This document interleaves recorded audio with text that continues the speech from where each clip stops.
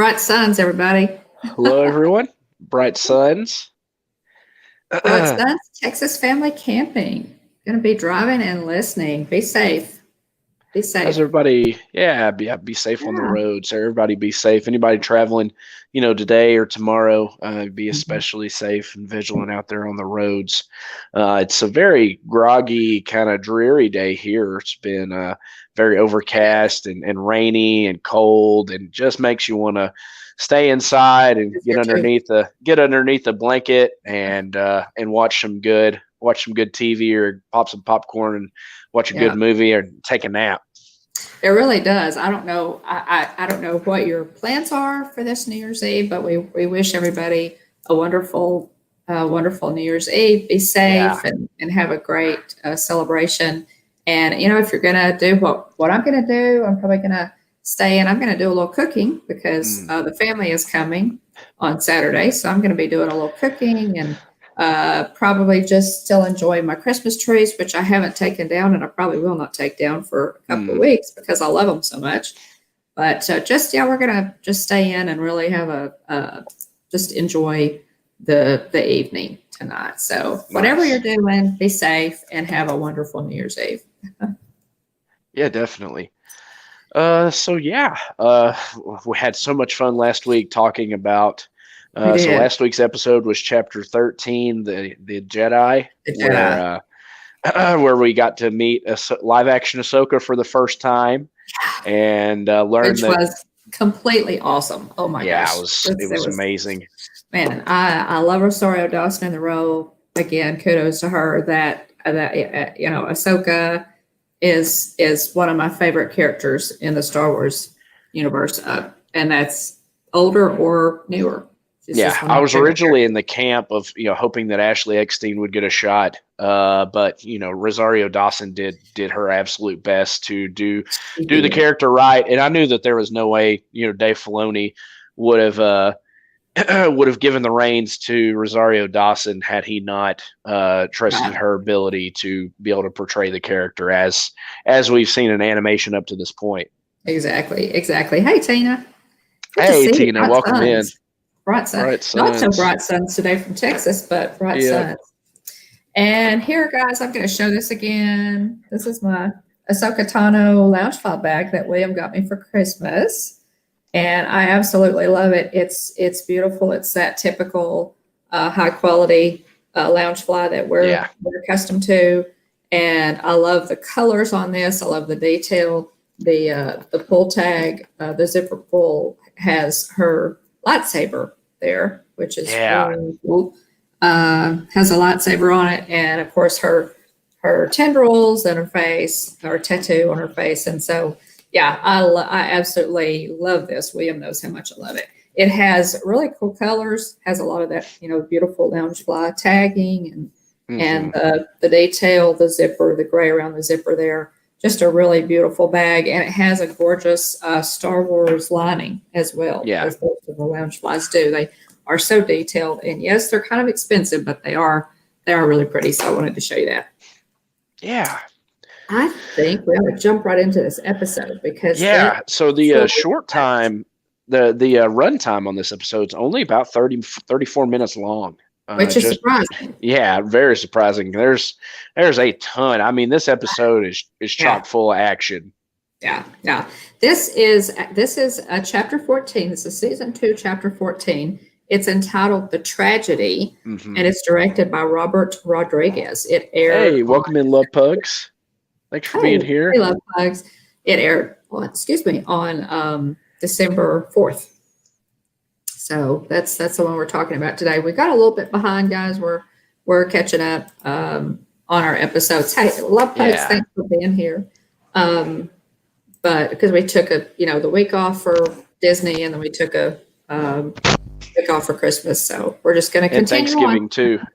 Thanksgiving, yeah, Uh-huh. Thanksgiving. So we're a little bit behind, but that's okay. We're not going to worry about it too much. Yeah.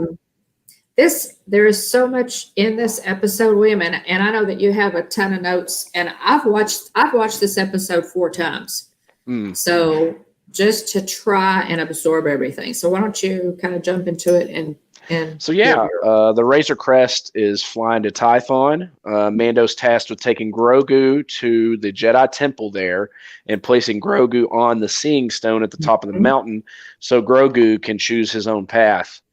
We see Mando and Grogu sitting there in the Razor Crest, and he's kind of playing with the knob, and Mando calls him by name a few times, and you can tell that it makes him happy to see him respond to his name, and Mando takes the knob from Grogu and has Grogu force pull it back, and Mando says "Dank Ferric," which every time up to this point they've said that in disappointment or dread. And so Grogu, Grogu, exactly.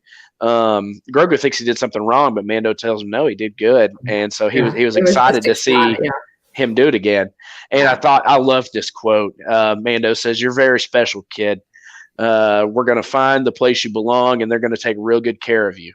That's what Mando says to Grogu. And honestly, in this scene, Mando's kind of saying like, okay, this is what he's like explaining to the child what's happening here.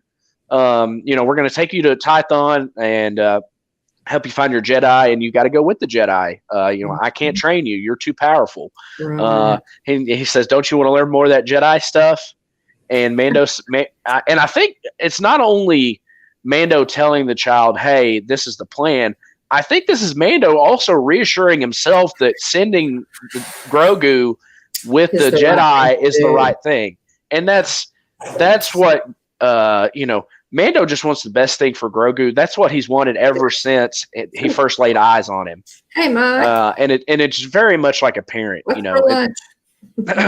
parents want their kids to do well. And, and so, we see Grogu playing with the knob and everything. He had force pulled it back to himself. The Razor Crest lands on Tython. Yeah. There's a lot of pride in Mando's voice. Yes.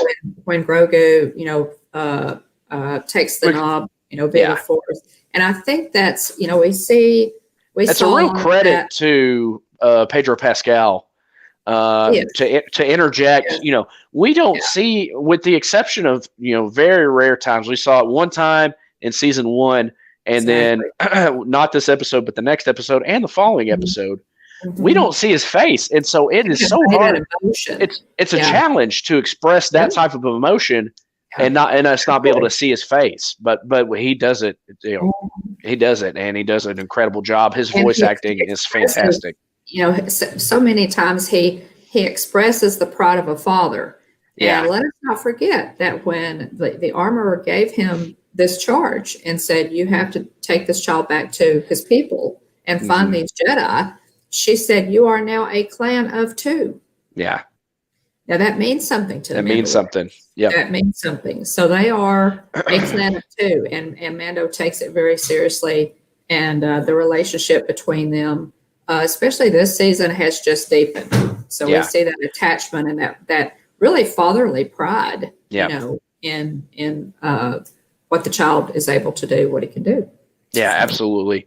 It's funny. Mando says, we can't land the ship at the top. It's at the top of the mountain. Can't land there. We're gonna have to go the rest of the way with the windows down. And so it cuts to him and Mando and the child jet padding up to the top of the mountain, and Mando puts him on the Seeing Stone.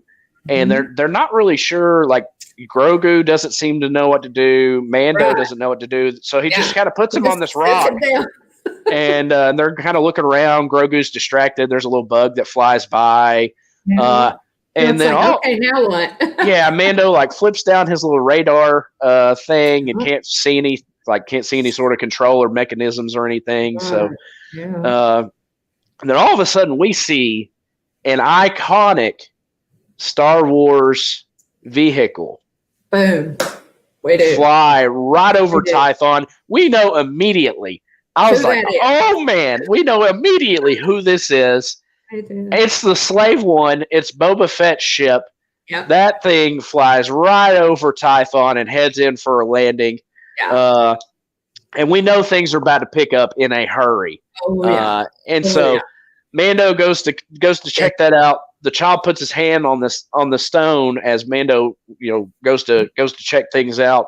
the engravings that are on this circular stone, this like big ball stone that he's sitting on, turn like a blue color, and there's a kind of like a force field we see shoot up to the sky surrounding the child in the stone. Something's happening. Yeah. Something's definitely So happening. he's kind of, we can tell he's like meditating, and there's a deep concentration, deep focus happening. Right. Welcome in, Mike Wheeler and Russ. Great to see y'all. Oh, hey, Russ. Yeah, Ahsoka called it reaching out with the Force. Yeah. If he reaches out with the Force and someone hears him and answers, then that's what they're after here. They want Grogu to be able to, if there is a Jedi out there, if there is a Force wielder out there to hear Grogu, then this is the way they're going to communicate. So, and this is what's happening. So, and so as Mando goes to check out, he's going to check out Boba Fett's ship. Oh my goodness! Mando goes to check it out, and he's kind of looking at the ship with the little heat signature radar turned on his helmet, and you see a figure step out. I saw him on the scene. Chapter 9. In Chapter 9, what he's after, and of course we're all assuming that he, because Mando has his dad's armor. Mando has Jango's armor, so that's what we're assuming he's after, and he shows up. What timing? Yeah. Just for time. Yeah. So he shows up, steps out of the ship. Mando makes his way down. He ducks behind, the rock for cover, and we hear Tamora Morrison's voice, and instantly know it's Boba Fett, no doubt. And we saw him looking at Mando from a distance, wearing those black robes and had the gaffy stick on his back at the end of Chapter 9. Boba, says, "I've been tracking you." Mando asks if he's a Jedi or if he's after the child.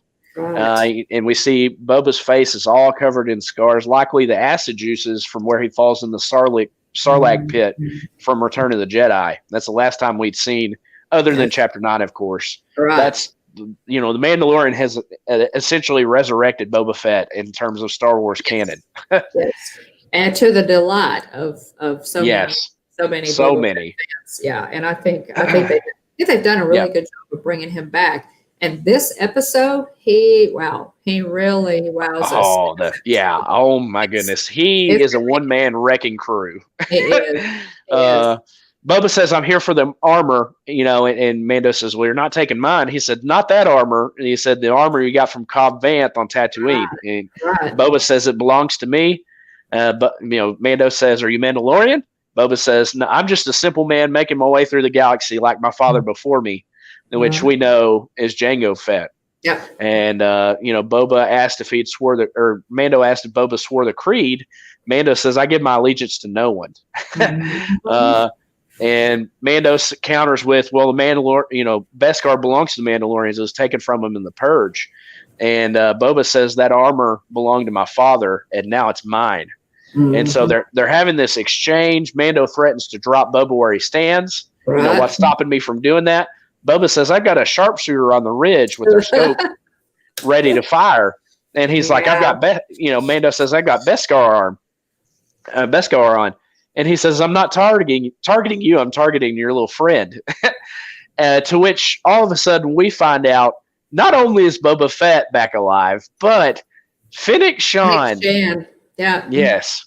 Yeah. Fennec Shand is back alive, left for dead in Chapter 5 of The Mandalorian. Played by Ming-Na Wen, who I totally love. The gunslinger. I love her in everything that she's done. She was in Mulan, but she also did Marvel Agents of S.H.I.E.L.D., and that's really where I got to love her. So played by Ming-Na Wen, she's back. I was hoping that they would bring her back in this, and they have. And what a matchup. Boba Fett and Fennec Shand. Quite the pair. As if both of them weren't dangerous enough on their own. They've united forces. So she's alive.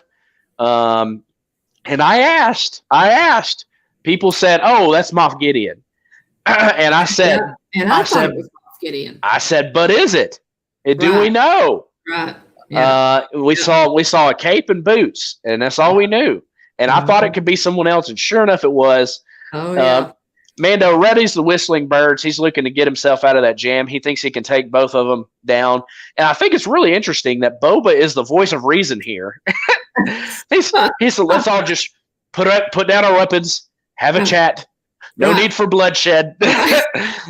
Which I'll tell you what, I love Tamora Morrison playing Boba Fett. I mean, obviously he played Jango, but I love him playing Boba Fett. He said he kind of worked. Mike Wheeler says, "What do you call a bounty hunter from the South?" Boba Fett. Yeah, that's funny. Russ says Fennec Shand is going to be in the Bad Batch, so that'll be cool to watch for. Oh, hey, I didn't know that. That's exciting. Yeah. And Russ says, I just watched the Clone Wars episodes with young Boba Fett. It's interesting to see his backstory now, knowing about his future. Yeah, it really is. Yeah, I mean, he is very close. Even as just a kid, it shows you how dangerous Jango Fett was for Boba to be for Boba to be as dangerous as he was just as a kid. To almost he made a pretty solid attempt on Mace Windu's life. He did. Trying to blow him up. He absolutely did. But anyway, we digress. This show is about the Mandalorian. But yeah, the Clone Wars it really deepens your knowledge of the Star Wars universe. It's a great watch. We highly recommend it.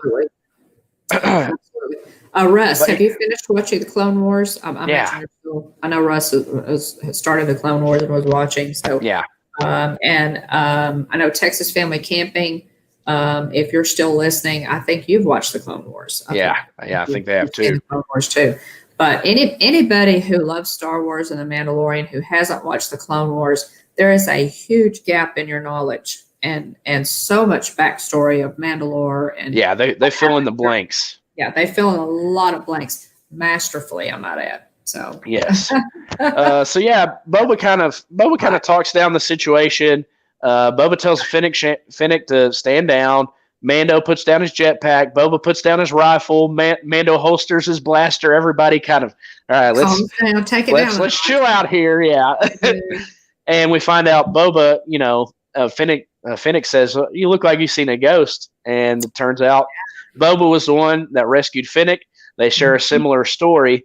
They're both left for dead on the sands of Tatooine. And I love this quote. This partial quote from Boba Fett, but fate sometimes steps in to rescue the wretched. yeah, and that's kind of the tagline for this episode. Yeah. Fate sometimes steps in to rescue the wretched. Yeah. And Fennec Shand actually pulls up her shirt, and her entire midriff is now bionic. Yeah. She obviously has been literally put back together by Boba Fett and rescued from death, I'm sure. But Fennec Shand, we'll see in later on. Now we know that she's a tough cookie from goodness, episode 9. But I would like to say that I do love that the costuming that they do for Fennec Shand. Her costuming is all the costuming in this. She looks so cool. Her helmet's cool. Her hairstyle is cool. Like her hairstyle is cool. Huge shout out to the costuming department. Yeah, it's almost has like a samurai style to it. Well, it does have it does. Black, it has some red trim, very, very samurai look to it. It's perfect. It's perfect for the character. So absolutely. Costuming in this, all of the costuming. Think of Kara's costume. How perfect is her costume?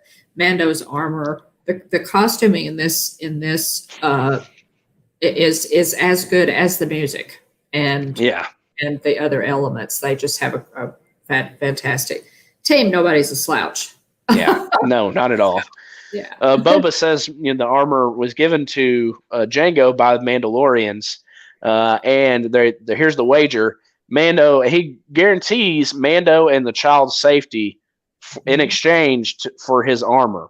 And then all of a sudden we see Imperial ship flies in, drops off stormtroopers. Grogu's still up there communicating via the Force. Right. Mando kind of splits, and they kind of make the deal. Mando goes back to get, to go take care of Grogu and get him, and like, we got to get out of here. And Boba and Fennec start sniping some stormtroopers. The stormtroopers make their way up. Boba uses a stick that's got like a club and has a point on the end of the club on one end, and on the other end it's got like a spear, and it's the gaffy stick, and it's actually referred to as a gatterfee, but most people just call it the gaffy stick. Traditional melee weapon of the Tusken Raiders of Tatooine, the Sand People, which you see them all the time. They make the funny noise, and they raise it over their heads. Right. But anyway, Boba uses this, and Boba's is longer and kind of, it's not as thick and short as a normal Tusken Raiders gaffy stick. And also too, Robert Rodriguez. I mean, the gallery, Disney Gallery, The Mandalorian. There's season 2, episode 1. It's fantastic. It encompasses the whole season, kind of cut, talking about how they filmed it, and their thought process behind the different episodes. It's amazing. I just finished watching it a couple days ago. I haven't watched it yet, so I'll have to. It's so good. Robert Rodriguez says if Mando was the gunslinger, he wanted Boba to be the barbarian, and he 1000% nailed it. He delivers in this episode. For sure. Absolutely. And actually, Tamora Morrison requested a version of the gaffy stick the way that we see him wield it in this episode, because he's a Maori, and he trained with these staff-like weapons as a child, so he knows how to swing them and move with a weapon like this to dish out the type of damage and devastation Boba deals in this episode. Yeah, his background handling a weapon like this is obviously it makes him look very natural. It's very believable wielding this, and so you could guess, okay, this is something that he has been doing all of his life. So he brings so much to the table. There's so much authenticity here, and it's so believable. Yeah. His movements, his facial expressions are top tier storytelling. You see that pent up rage and aggression that he channels. This Tamora Morrison channels. He says this Maori spirit and energy called I think it's Warura, and there's a cultural dance called the Haka, and that's very intimidating and inspiring. And I think Ha is breath and Ka is fire, and so literally it means to breathe fire as they do this dance. It's I've seen some Samoan football players do it. I've seen, I think the All Blacks rugby team does it. It's anybody that's ever seen the Haka dance. It's inspiring and intense. And so he's channeling all of this energy that's native to his culture through the character of Boba Fett. Right. And the one in particular, he underhand swings the gaffy stick, and just bust all these pieces off a stormtrooper's helmet. I mean, he is just 100%. Robert Rodriguez, the director for this episode, said he was going for barbarian. He nails it. He did it. He absolutely, he absolutely did it. There's so much. Again, you said that you saw an interview with him when he talks about when he went in to interview with Dave Filoni and Jon Favreau for the role, and how excited he was when he got it. Yeah. And that first time that he put on the armor, for the whole, I'm sure, a dress rehearsal. Yes. And it's absolutely, his excitement and his enthusiasm for this role so comes through in his performance. Again, his background, the Welcome in, Garrett. His Samoan background, all of those pieces come together, and he just gets in this episode, and the episodes all the way to the end of this season, his input, and they give him great dialogue. It's Mm-hmm. good. It's great. Yes. Boba Fett fans have to be thrilled with what Yeah. they've done with Boba Fett. They have to be. It's fantastic. Much like another character that we see in the finale, which we're not there yet.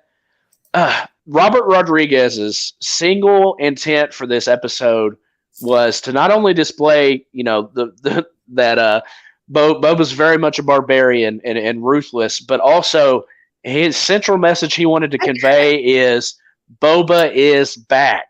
Yes. And he did it. Big time. Big time. Yeah. Not All only these, did he's back with a vengeance. He's back with he came in guns blazing, and it just continues. His character to me brings a lot of excitement and intensity. And the familiarity is there, but we really, up until this point, we haven't seen a whole lot of Boba Fett in the Star Wars universe. I mean, Empire Strikes Back and Return of the Jedi, and right. And then pretty much you have to go back to. I mean, you go back to was it Attack of the Clones? I'm trying to remember where we see Jango. We see the cloning facility, and I mean, that's pretty much it. Yeah, they have developed this character and basically are showing you who he is and who he has become since he got out of the Sarlacc pit somehow. Yeah. So we're really excited about it. Tina McNeil DCS says, do you think they let actors have input in their dialogue? I think that they do give them a little bit of room to make suggestions. Yeah. There's in the Disney Gallery, The Mandalorian, season 2, episode 1. I can't remember which director it is. I want to say, I think it's Rick Famuyiwa. Mm-hmm. I want to say it was him. Kara mentioned, wanting to kind of do some things with her character. And she said he was very much open to it, to be able to try some things. Right. Yeah. Well, I think I would imagine that they are open to that, because they understand that, if you have an actor who has really taken ownership of the character and who is really trying to do their very best work for the character, then when you play this character, then you come to understand, okay, maybe they wouldn't have that reaction specifically to, maybe they'd have this reaction. So I'm sure there's a lot of feedback that goes on. And sometimes the actors probably, have maybe a better line or a better approach than the writers do, but just because of the familiarity with the character. Yeah. Absolutely. I'm looking at you, Ryan Johnson. You listen to people who have an investment in the character. Because that might have saved us from things that happened in The Last Jedi, but we're not going to get off on that. So Boba kicking butt with the gaffy stick. All these waves of stormtroopers coming. They set up artillery. They set up a heavy repeating blaster. Fennec Shand gets chased by blaster fire, runs for cover, pushes a leg presses a boulder down a mountain, which surprisingly. The blaster fire you see chase Fennec Shand in this episode from the heavy repeating blaster is the only actual special effects that they used, physical special effects, because they had to take this on site. They couldn't film it at the volume, this that big area that they've got set up, which is amazing, mind blowing. Talk about that in a whole show.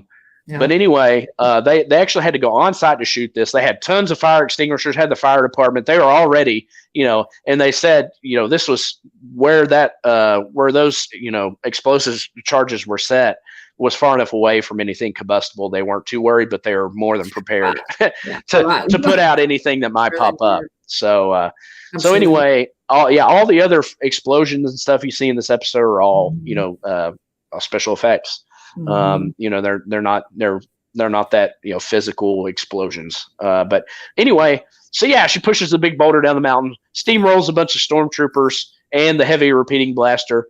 Boba kicks some more tail. He flips and stabs a stormtrooper with a gaffy stick and sets his sights on the Razor Crest. He does. We know where he's headed. Uh-huh. We know where he's got to be headed because his number one objective is to obtain his dad's armor. Yeah, to get his father's armor back. And I can understand Mando's where Mando's coming from on that, but I can also really, really understand where Boba is coming from and why that armor means so much to him. So they both have a legitimate claim on the armor. They do. But we see some more Ming-Na Wen, Fennec Shand. She's a force to be reckoned with, like I mentioned earlier. She's outnumbered. She's sniping stormtroopers. She does a jump shot, tucks and rolls, and then she shoots in all directions. And then, just when you think, okay, we've got a little reprieve, another transport ship comes flying in to overwhelm them with numbers. Mando wakes back up after being knocked out by the force field. Grogu's still meditating. Mando tries to get to him again and gets pushed back. So Mando says, I'm just going to protect you. The force field. And Mando realizes that he can't get him off the seeing stone, so he's just going to have to try and defend the position. Basically. Hey, Amy. Welcome in. Amy. Thanks for being here. So finally, as Mando goes off to protect him, we see Grogu come out of the meditation exhausted. He kind of slumps to the side. He's tired. So the big question that we have at the end of this episode is who? Obviously, he communicated with somebody. Ahsoka told him, that's the whole purpose of going here is to reach out and see, with so few Jedi left in the universe now, after Order 66, that was their whole purpose in going here. Grogu obviously makes contact with somebody. The big question mark is who. So we're left with that, with that question for the next couple of episodes. But that's gosh, guys, so much. Like I said, I've watched this episode 4 times, and I'm probably going to watch it again because there is so much. I think personally that this is the most detailed. We get more information thrown at us. And again, William, like you said, it's 35 minutes long. Right. Just under 34. It's crazy. Russ, he was reaching out to the Porg army, but someone else interferes. Russ, I hope I like the idea of a Porg army. I really do. Hey, Sean, welcome in. Mickey Sightings. Sean, welcome in. Oh man. Okay. So, all right. Does these Porgs, do they have little teeny armor, or what's the story with them? I think you need to draw us a picture of the Porg army. I think we need. I think we need some visuals on the Porg army. Texas family camping. That would have been very intense. That could have made for a pretty crazy moment. Texas family camping. They've thrown Mace Windu's name out there as potentially being the Jedi that Grogu reached out to. But he says, can you imagine the standoff if Mace showed up to take Grogu and Boba was there? Wow. There's no doubt that Boba would have seen red and tried to take him out just like he tried to do in the Clone Wars. Yeah, there's no question he would have. That would have been, and that was kind of what people were batting around. The other one was from the Clone Wars. The other Jedi that he could possibly have reached out to was Rebels. Ezra Bridger. Ezra Bridger, was also another name that was kind of tossed around. So let's see the other Jedi that were still alive: Cal Kestis and Ser Junda from the Star Wars Jedi Fallen Order video game. We know that they are still alive as well during this time. So pretty small, number of guys. Anyway, the stormtroopers say, we're here for the child, surrender. Fennec and Mando work together. Mando tells Fennec to get out of here. She can. He owes her from the last time they showed up and she was left for dead.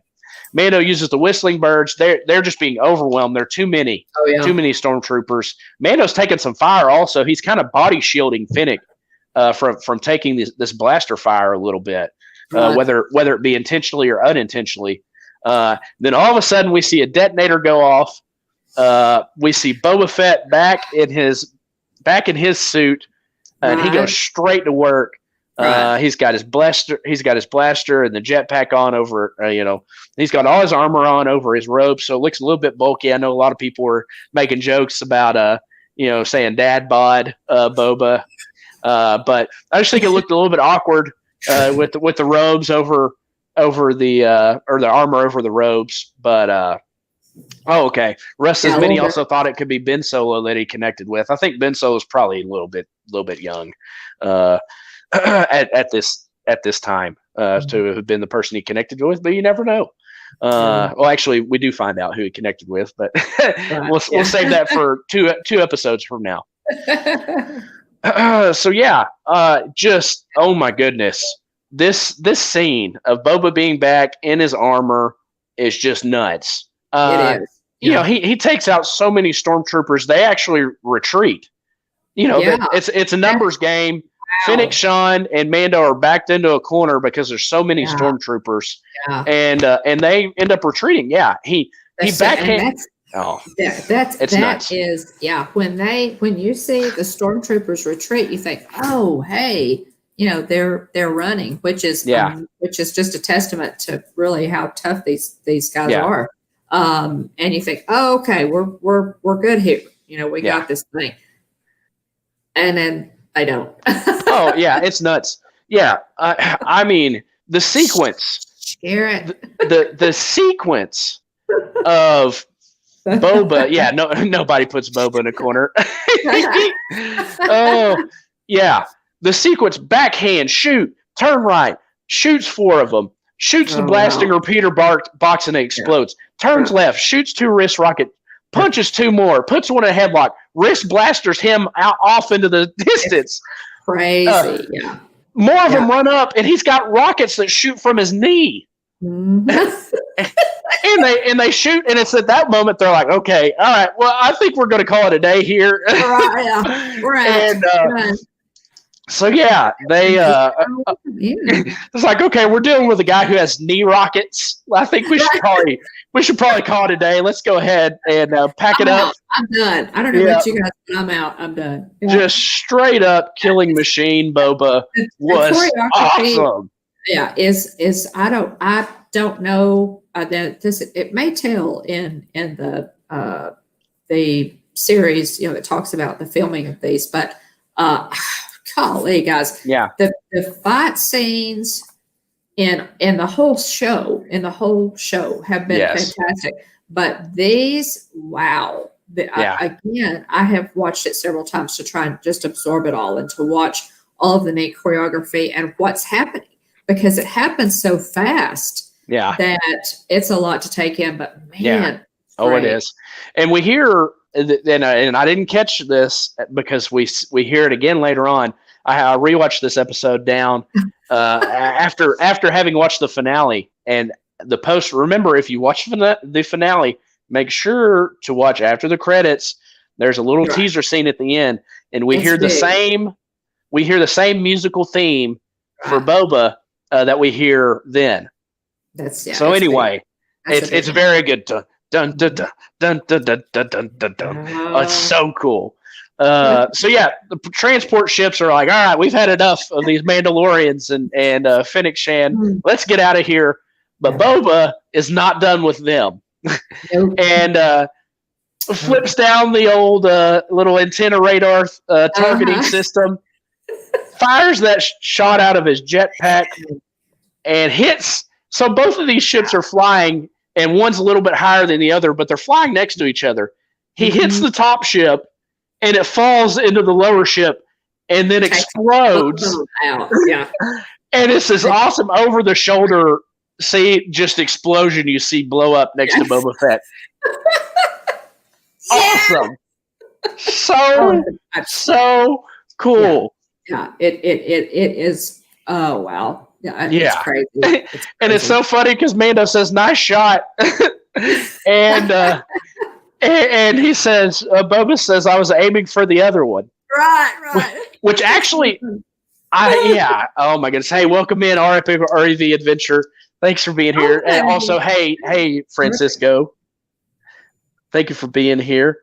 Yeah, that was funny. A little bit of humor, injected in there, but yeah. Yeah. And at this point, Mando realizes, hey, this guy's for real. Yes.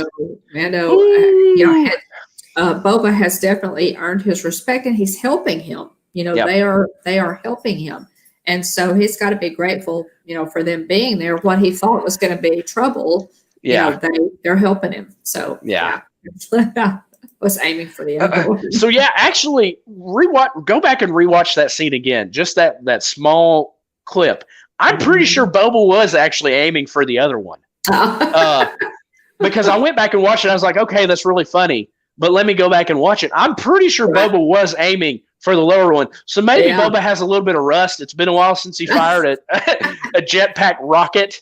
Oh, yeah, there we go. Texas Family Camping says that was a direct reference to the old Magnificent Seven. Hey, I was aiming for the other one. Thank you for sharing that. Yeah, that is cool. Yeah, cool. That is neat. So yeah, just when you think they prevail, the good guys have run the bad guys out of town. Yeah. Fire comes from the sky and just completely obliterates, decimates, disintegrates the Razor Crest. And it's so shocking. You've already taken in all of this action, and then boom, they drop it on you. The Razor Crest is blown to bits. Smithereens. Boom. Completely, you can't fix it. It's gone. And this again, after you're trying to take in all of this action that's happening, the fight scene, the incredible fight scene. Yes. Stormtroopers run. You think, oh, okay, we've got this, and then boom! And I did not see that coming.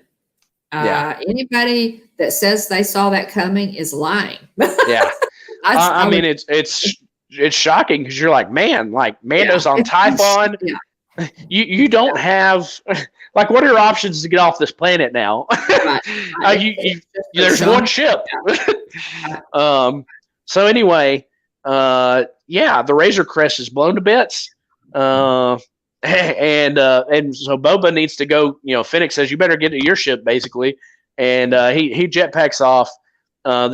We see in the sky there's an Imperial light freighter. Moff Gideon engages the Dark Troopers, and we can kind of tell. We know in the season finale, it takes some time for the Dark Troopers to be activated. It does. It takes. And so, and she says, she basically, I can't remember what word she uses. She says exactly, but momentarily or something like that. So yeah, Dark Troopers fly down. There's 4 of them. They grab the child. Grogu kind of comes to after his little nap. Boba flies, goes back to the slave one, gets it. Mando and Fennec try to, race back up the mountain to get to Grogu, but they're too late. Yeah. So yeah, Boba flies the slave one, and he says, I can try to shoot the Dark Troopers, but Mando didn't want to endanger the child, and didn't want to harm the child on accident. Boba, says, okay, copy that. I'll do a loose follow to see where they're headed. And Boba is shocked. Boba is so shocked to see that the Empire is back. He says, this is not a spy stream. So that Mando, Boba, I guess, who knows? I guess word had traveled to Boba that, the Death Star had been, I don't know how tuned in Boba is to news, but, the Empire is obviously not as strong as it was whenever he was, kind of contracted out as a bounty hunter. But yeah, he says they're back. You could tell he's so shocked. Oh, let's see. Texas Family Camping says, my wife saw the title of this episode and said, oh man, if they kill Grogu, I'm done. And when the Razor Crest was destroyed, I said, there's your tragedy.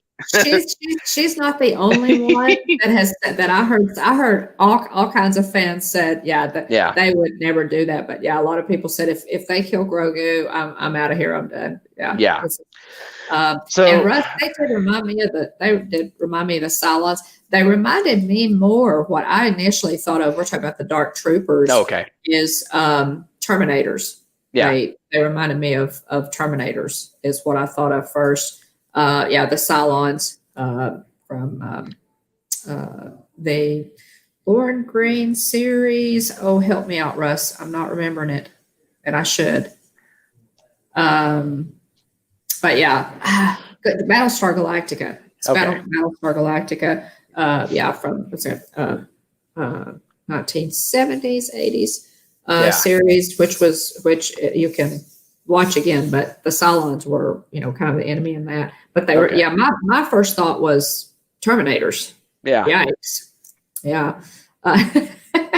Hey, welcome in, Jeff. Good to see y'all. Yeah. Hey, Jeff. Good to see you. But okay, where were you, William? Yeah. I don't want to. Boba's in the slave one. He sees the Empire's back. He's very shocked to see it. Mando goes through the wreckage of the Razor Crest, and he pulls out two things because that's all that made it, basically, other than a bunch of junk. He pulls out the lever knob that that Grogu has been so attached to, and that Grogu, it kind of represents their bond a little bit. And then also pulls out the Pure Beskar spear that he got in the last episode from the magistrate. Yeah. But those two things are those two things are iconic. Yeah. And you of course realize that he pulls out the spear for a reason. That's a little foreshadowing. That's going to figure in later on. And then of course the little knob from the control on the Razor Crest is it's tough. I'll tell you. I did not see that coming. We've all kind of gotten attached to the Razor Crest. I mean, my goodness, it's that thing has been taking a beating. It was frozen, and then it burned up and it fell in the lake. I mean, and they put it back together. They pieced it back together. It was a tough old ship, and so I'm still kind of in mourning for the Razor Crest. I'll tell you. Yeah. Let's see. So Boba shows Mando his chain code in the armor and shows himself and Jango Fett, which I think is really cool. Really fascinating, yeah. Turns out Jango was a foundling and fought in the Mandalorian Civil Wars. Yeah. And Mando tells Boba that you have a legitimate claim. The armor belongs to you. Yeah. And Mando thinks the deal's done, but Boba and Fennec said that Boba and Fennec said that they are in his debt until the child has been safely returned to him. Yeah. So very shocking. I thought, man, Mando's in a pickle. He doesn't have a ship. Oh yeah. No. How? Yeah. No transportation. Never did I think all of a sudden we're going to be getting help from Boba Fett of all people. Yeah. Yeah. Oh, but yeah. That would be awesome, Russ. Golly. So Mando goes back to Navarro, and so he's thinking, okay, I've got to track down an Imperial light freighter. Who can do that? And it turns out Cara Dune is now a marshal of the New Republic. Yeah, she is. And Mando asked her to track down in the system a prisoner by the name of Mayfield, which we know Mayfield, the backpack gun guy from Chapter 6, The Prisoner. Mix Mayfield is his name. He's serving 50 years on the Carthon chop fields for springing a prisoner and also being responsible for the death of a New Republic officer. Right. And immediately, when you think, okay, the question is, why Mayfield specifically? This was the guy that we love to hate. He was such a good jerk. He was a really good jerk. And so, so we know, from the ending here, that Mando needs his help for some reason. He needs his help, or he would not be seeking out this guy, obviously. Yeah.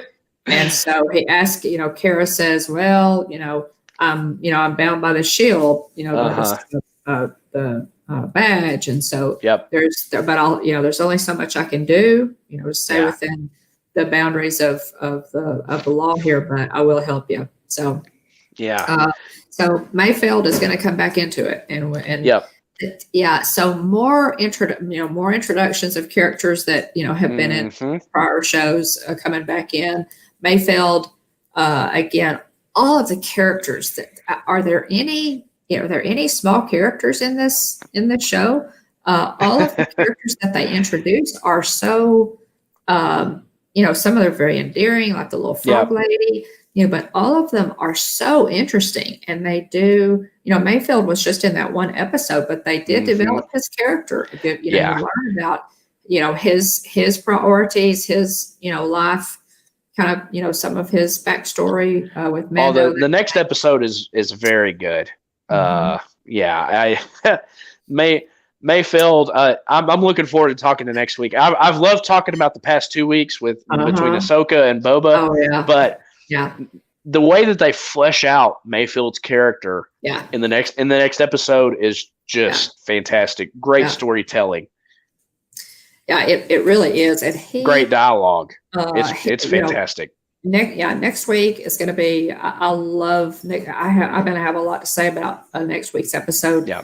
Because of how they do that, because of what they do with his character, and the story that plays out next week. It'll be a really fun one to talk about. I have a lot to say about him. He the actor who plays him, again, the casting. Bill Burr, comedian. Nothing is second rate. Nothing is second rate in this series. In this show, nothing. The casting is incredible. And they do a great job with him, and we get to see him next week. Yeah. So looking forward to that. Yeah.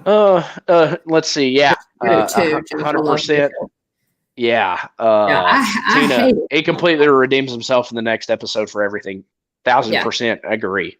Yeah, he does. He does. And we learn kind of why he is who he is. And that's important because everybody has a backstory, guys. Yeah. Everybody has events happen in their life, good and bad, that it forms our character, it forms our opinions, our worldview. And so in this next episode, we get to see Mayfeld and why he is the person that he is. And we're a little more sympathetic this next time around when we see him. So definitely. Russ said they continue to build the posse. I wonder who, when someone will die, it'll happen eventually. He says, I bet it's Grief. I think for the time being, we've met our quota on endearing character deaths between Kuil and IG-11 from the first season. So hopefully we can go a little bit, longer without offing somebody. I was afraid in the season finale we were going to lose somebody. I was like, and that whole time we were watching the season finale, I was telling Jeff, nobody dies. Yeah. We don't lose anyone. I didn't want to lose. I don't want to lose any of them. I thought if they were going to kill somebody off, it might be Fennec Shand, but they did. So that was what I was worried about. So the end scene from this episode, Moff Gideon's ship's in hyperspeed. He walks through the ship. Grogu's being held prisoner. You hear a commotion as he gets closer. We see Grogu force pulling and throwing the stormtroopers into each other, and then he chokes both of them. And they asked, do we want to stun him? And I think that it's very cerebral move, very calculated move by Moff Gideon to sit back and watch Grogu use his force powers because he knew he would wear him out. By using the force powers to wear him out. So makes him tired. He falls down to his side.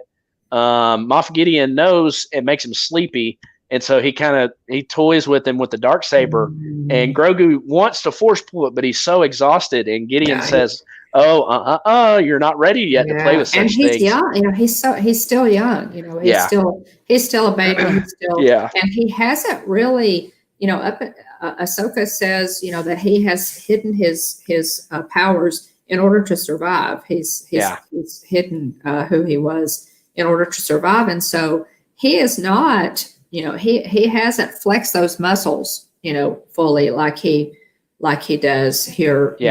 With to basically cut himself off from the Force to keep himself safe and hidden Yeah, I didn't see that, Tina. I've got to go back and watch that now. I didn't see it either. Tina says, speaking of IG-11, did anyone see the statue of him in the square? Ooh, I did. I've got to go back and look for that. Yeah. That's an eagle eye for you. Yeah. Good catch. Yeah, but yeah, Moff Gideon says you're liable to put an eye out with one of these, which I think is also a joke. Kind of, there's that meme that floats around of Luke holding the lightsaber and pointing it at his face, and so I think it's a kind of a reference to that loosely. But the stormtrooper stuns him. Moff Gideon has Grogu put in shackles, sends an encrypted message to Dr. Pershing, says, "We have our donor." But yeah. So the last thing we see in this episode is Grogu sleeping as a prisoner in shackles, teeny tiny little shackles. And the dialogue there in the holding room, the holding cell, when the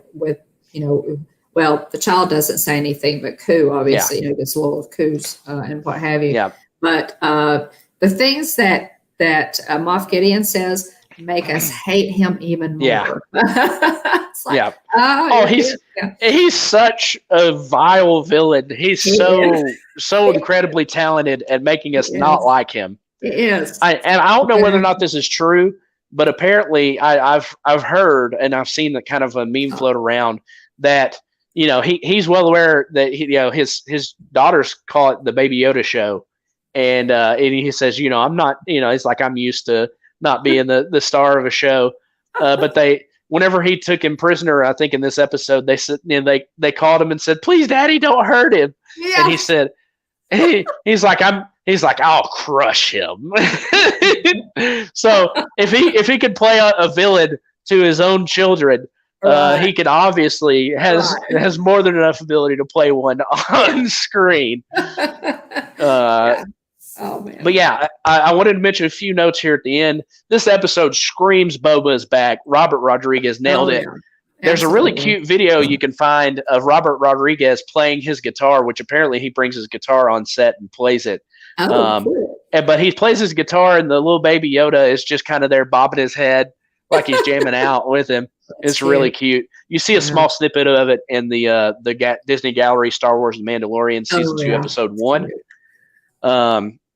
But it's awesome to hear Robert Rodriguez talk about how much he loved Boba Fett as a kid. Oh, wow. And he said he's been, much like we see with another character in the season finale, which we haven't gotten to yet, which obviously we've watched, but we have not talked about on this show yet. He's waited his whole life to see what happens with Boba Fett in this episode.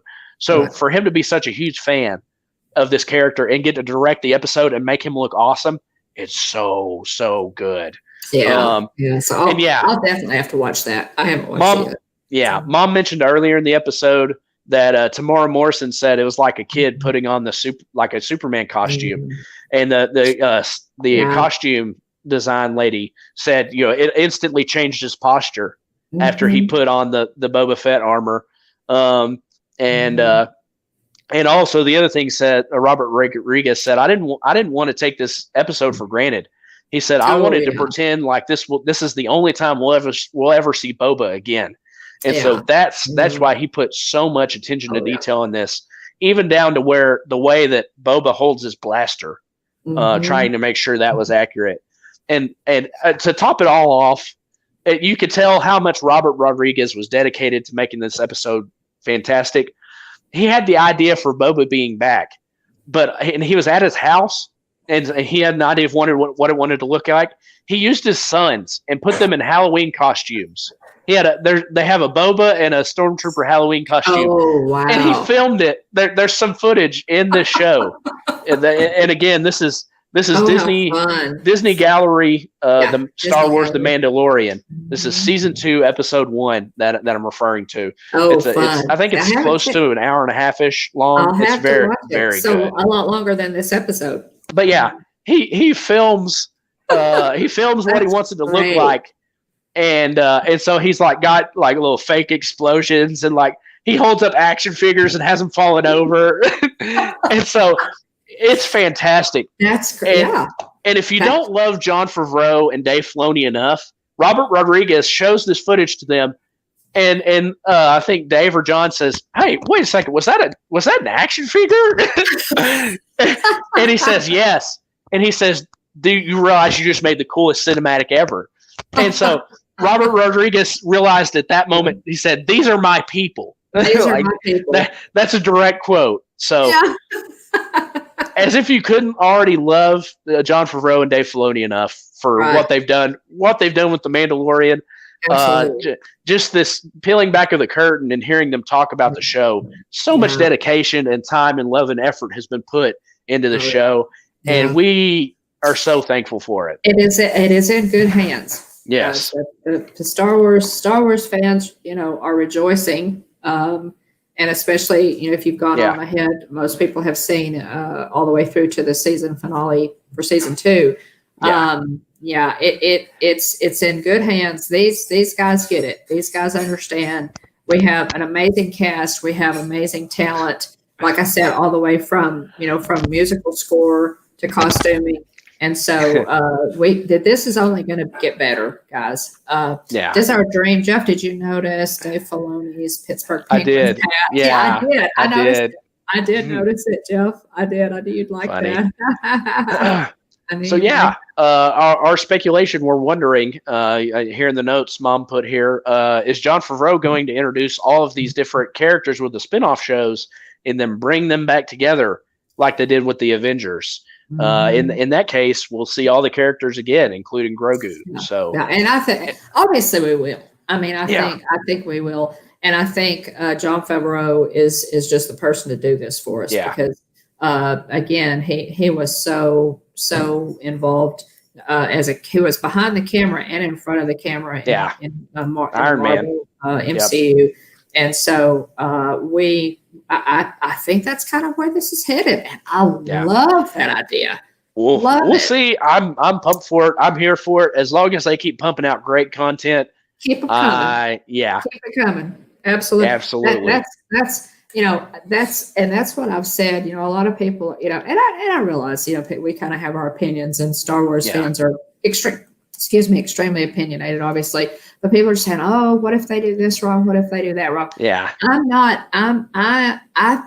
feel that as long as Jon Favreau and Dave Filoni and the awesome directors, Bryce Dallas Howard, the awesome directors that they have, Taika Waititi on this show, we're in good hands.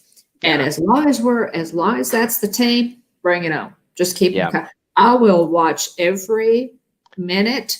I will watch it more than once. More. Just give us more. Yep. Absolutely. Yeah, Russ says the plan for all the new shows is coming to culminate in a large event.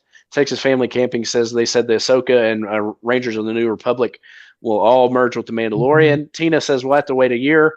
And Texas Family Camping says I suspect they're going to build up Thrawn like they built up Thanos for Marvel, which would be very interesting. I just finished the last episode of Rebels a couple of days ago. And so porks will rise. I just finished the last episode of Rebel a couple of days ago. Star Wars Rebels is a great animated series. Very good. I still lean more towards the Clone Wars, but Star Wars Rebels is very good. It was. And Texas Family Camping, I had thought of that. I had that very same thought. And we'll, in when we finish the series, we'll start talking about some of this, the characters that could come into it and the spinoffs and everything. Thrawn is going to be epic. Yeah. And I can't wait to see who they cast as Admiral Thrawn. Cannot wait to see. Thrawn is formidable. He is. We see him in a Rebels, and that's going to be cold, cool, calculated, strategic. Doesn't miss a trick. Not easily fooled. No. Very logical. William, I think you said something. I mean, Ezra Bridger. Yeah, very Vulcan-like to reference Star Trek. It took a Jedi and Ezra Bridger pulling out all the stops, pulling out the craziest of stops to stop Thrawn in Star Wars Rebels. So it did. we'll see. I'm excited. Hopefully, The last we know from Star Wars Rebels is that Ahsoka and Sabine were tasked with going to find Ezra. So that's all we know. And Ezra, the last time we saw him was with Thrawn. Oh, yeah. Jeff, have you watched Jeff, the Clone Wars? Okay, here's your homework. The Clone Wars and Rebels. It should take you, about a month or so. Yeah, Star Wars Rebels is the animated series that you see Thrawn in. Right, it is. But you absolutely, if you've not watched the Clone Wars or Rebels, watch the Clone Wars first and then watch Rebels. Yeah. Absolutely. Yeah. What in the world with Russ? That's where I think Gideon gets his calculated nature. I could see that. Okay. I could see that. Too. I absolutely could too. All right. So yeah, I love this episode. I did too. I'm hoping for more great Star Wars content. This next episode next week is fantastic. The one after that's great too. So very much excited to cover the next couple weeks, and then also look ahead to the Star Wars shows to come. Right. And we have, again, we're left with several questions here. Who is the child communicating with on the Seeing Stone? And what is Mando's next move? We see him, he's enlisted, we've left it. He's enlisted Kira's help.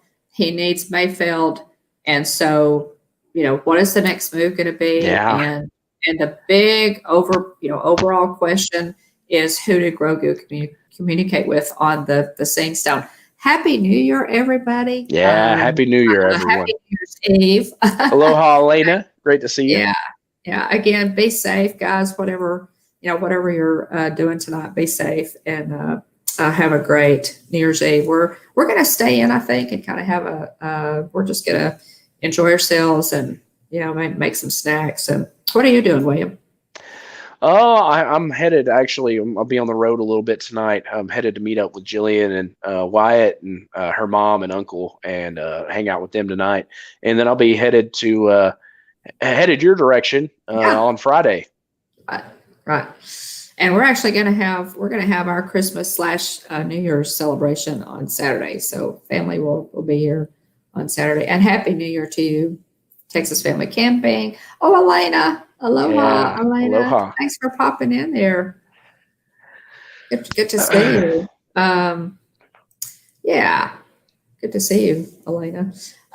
So let's see. Was that everything in our notes? We had so many of them. I guess it was. Yeah.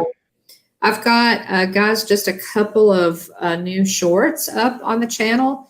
One is really cool. I've had a Hallmark. I have a Hallmark collection of ornaments, Christmas tree ornaments, and I put a short up of a really cool one from 2017. It's Obi-Wan and Darth Vader in the duel. It's a great one. And so check that out because it's a lot of you may have that ornament too, but that's one of the new shorts that's up on the channel. William's Jedi Master Will short is still doing well. It's about to turn over onto 1,700 views, and so we're excited about that. Most viewed video on our channel. So yeah, that's exciting. And let's see. Wow, yeah. Russ, one of my neighbors decided a shell right outside our building for him. Oh man, yeah. Well, batten down the hatches, Russ. Fortify your apartment. Yeah. Oh man, keep your put those blaster shields up. That's right, shields up. Me.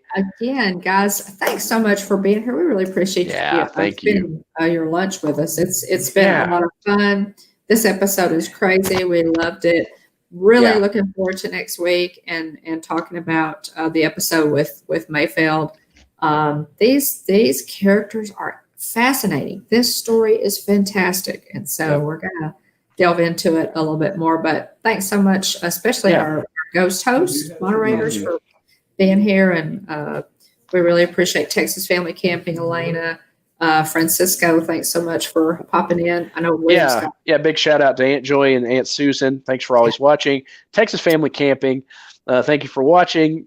Tina McNeil, DCS, Love Pugs, Mike Wheeler, What in the World with Russ, Monarch Moments, AJC Magic TV, Mickey Sightings, Francisco, R Epic RV Adventure, Diz Our Dream, and Elena K808. Hopefully I didn't miss anybody because I was super fired up about this episode. And so hopefully you enjoyed today's episode too, as we talked about chapter 14, the tragedy. Grogu, we're hoping Grogu is fine. He said we're leaving him in really bad hands, guys, and we're really worried about him, but we're hoping he's going to be okay. So yeah. When Mando's going to track him down, Taken style. So I think that he has hacked off the Mandalorian. This is not good. Yeah. So you mess with the child, Yeah, I was going to say there have been a lot of people in this show that have done a lot less and have suffered some pretty rough fates. That's right. So Moff Gideon has got it coming. So it's coming, and what do they say? The best defense is a good offense. Good offense. So we're about to see some offense, guys. Yeah. All right, everybody. Yeah. Thanks again for being here. Is there anything else you wanted to say, Mom? That's it, guys. Thanks for being here. We really appreciate it. And again, Happy New Year. Enjoy your evening. Happy New Year. May the force be with all of you, always. And remember, on the Hitchhiking Bones channel, there's always room for one more. Thanks again, everyone. Bright suns, and please hurry back. Bye-bye, guys. Bye, everyone.